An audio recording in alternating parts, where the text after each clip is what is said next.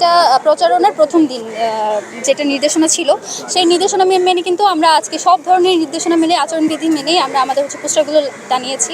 তার ফলশ্রুতিতে আমরা যেটা দেখতে পেয়েছি যে চারুকলায় যে আমাদের যে ব্যানার ছিল সেটার উপর যে ধরনের আঘাত এলো, তো সেটার ভিত্তিতে এটা তারা প্রতিষ্ঠিত করতে চায় যে শিবির এবং এনটি যেটা আমরা চারুশিল্প বলি বা আর্টিস্টিক যেটা ওয়েতে আমরা যেটাকে আমরা ফ্রেম করতে চাই। তো এইভাবে ফ্রেম করতে চাই। এখানে আরও একটা জিনিস চেয়েছে, চারুকলার শিক্ষার্থী বনাম ঐক্যবদ্ধ শিক্ষার্থী জোট, কিন্তু বেসিক্যালি এখানে যে ব্যাপারটা করেছে মাত্র 3 জন এবং তারা অপরাধীদেরকে যখন আপনি শুধু শিক্ষার্থী হিসেবে ফ্রেম করতে চান সেটা কিন্তু প্রবলেমেটিক।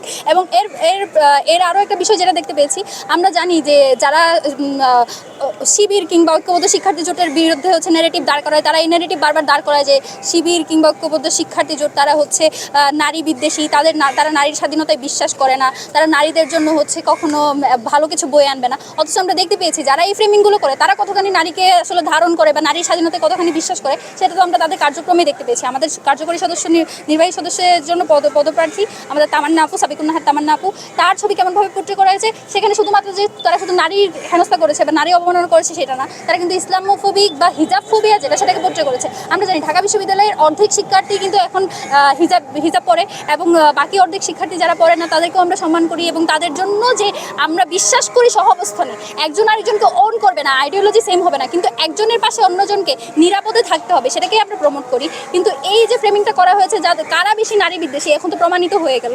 আরও একটা কষ্টের ব্যাপার জানাই, আমাদের যারা বিভিন্ন পদপ্রার্থী রয়েছে তারা কিন্তু এখনো পর্যন্ত খুব সীমিত কয়েকজন বাদে আমরা কাউকে হিসেবে এই ব্যাপারে কথা বলতে দেখছি না। তো এটা আমাদের জন্য কনসার্নিং যে যাদেরকে আমরা নির্বাচিত হয়ে শিক্ষার্থীদের জন্য কাজ করার জন্য আনবো, তারা কতখানি কাজ করবে বা কতখানি নারীদের জন্য নারী বান্ধব কাজ করবে, সেটা বোঝাই যাচ্ছে যে তারা যেভাবে মুখে কুলু পেটে আছে, যে তার বিপক্ষ দল হয়ে যারা কথা বলতে পারে না, তারা যখন নির্বাচিত হয়ে আসবে তাদের বিপরীত মতদর্শের উপর কি চালাবে সেটা অনুমেয়।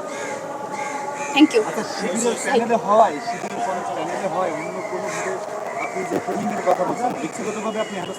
আমি ব্যক্তিগতভাবে যে হেনস্থার শিকার হয়েছি সেটা গত 1 সপ্তাহ ধরে আপনারা দেখতে পেয়েছেন সোশ্যাল মিডিয়ায় বিভিন্ন রাজনৈতিক দলগুলো কীভাবে আমাকে বুলি থেকে শুরু করে সেক্সুয়াল হ্যারাসমেন্ট থেকে শুরু করে সব কিছুর শিকার হয়েছি, এবং এর আমি বিচলিত নই, কারণ আমি সেই মেন্টাল স্ট্রেংথ নিয়ে এসেছি। কিন্তু তাই বলে যে সবার সেম মেন্টাল স্ট্রেংথ হবে বা এইটাকে চলতে দেওয়া যাবে এরকম কোনো কথা নেই। আমরা স্ট্রং হয়ে দাঁড়িয়ে আছি।